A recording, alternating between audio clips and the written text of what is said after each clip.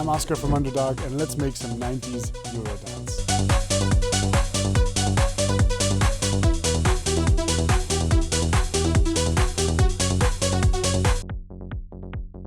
Let's first lay the foundation and just make a 4 on the floor kick drum with a groovy bass pattern and squish them together really nicely.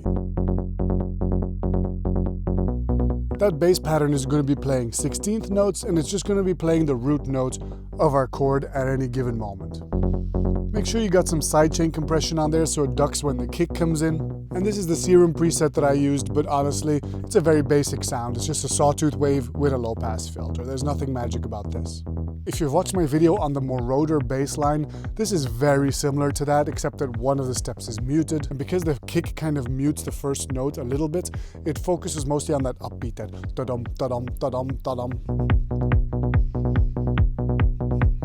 Next up is adding a whole bunch of 909s.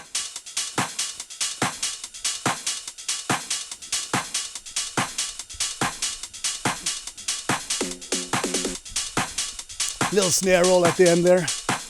We've got an upbeat hi-hat, open hi-hat. We've got a backbeat clap. We've got closed hi-hats on every 16th note. We've got a big old sloppy ride cymbal going on in the background. What else have we got? That's mostly it.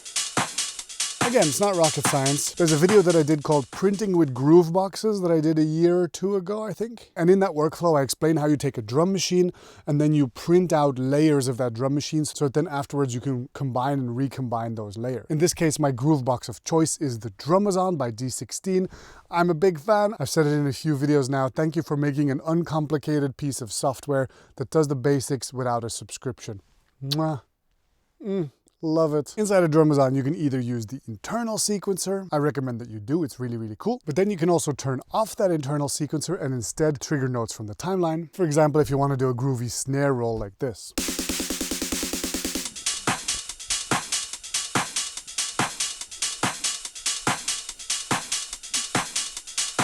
Let's add back in the drum and bass.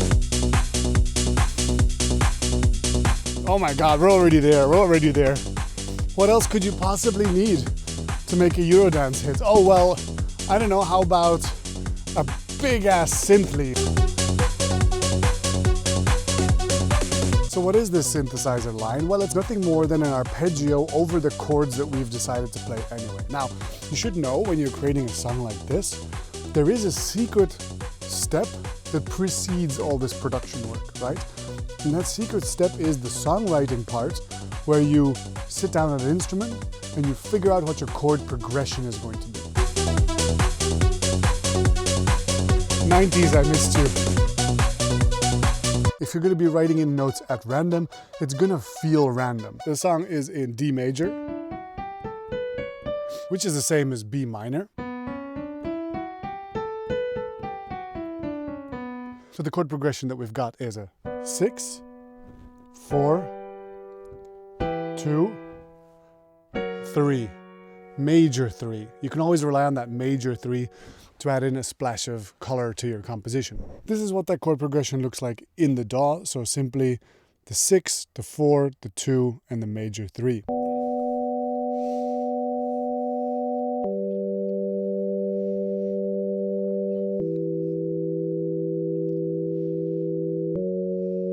Nice, right?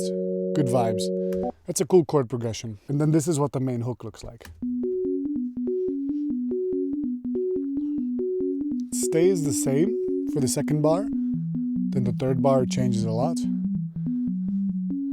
And the fourth bar is like a turnaround.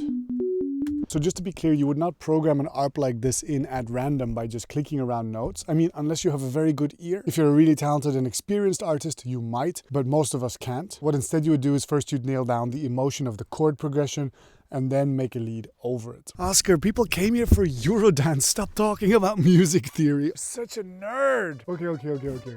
Back to the Eurodance.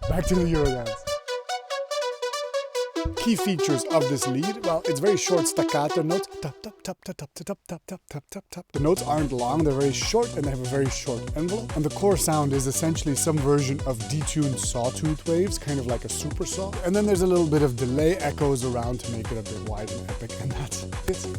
That's it. Life is simple sometimes.